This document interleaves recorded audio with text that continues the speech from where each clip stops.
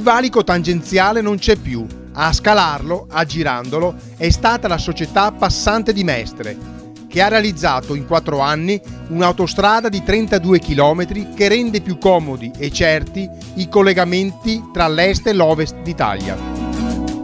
A guidare l'impresa è stato Giorgio Desideri, amministratore delegato della società Passante di Mestre.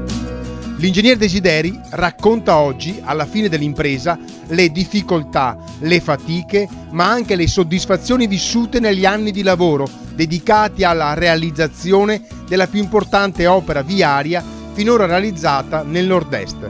Diciamo che l'esperienza sicuramente che ho accumulato nei vari anni di lavoro con l'Impregilo ha portato a immedesimarmi nelle necessità anche della committenza, non soltanto vedere il punto di vista dell'impresa e quindi soltanto lo scopo di eseguire, guadagnare e andare via.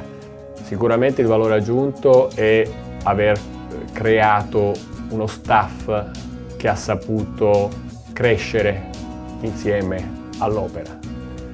Io ho avuto la fortuna personale di poter costruire dall'inizio questa organizzazione. Io ho cominciato nel novembre del 2003 con l'impostazione della gara e poi, dopo averla vinta, l'hanno affidata a me.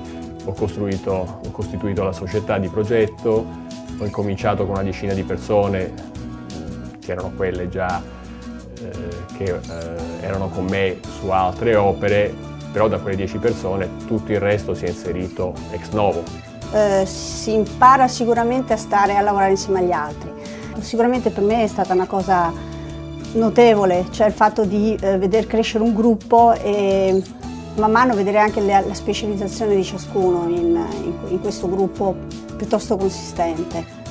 Un'esperienza di lavoro professionale ma anche umana che, con l'apertura del Passante, avvenuta alla presenza del Presidente del Consiglio Silvio Berlusconi, si pone con grande evidenza nell'ambito della realizzazione di grandi opere.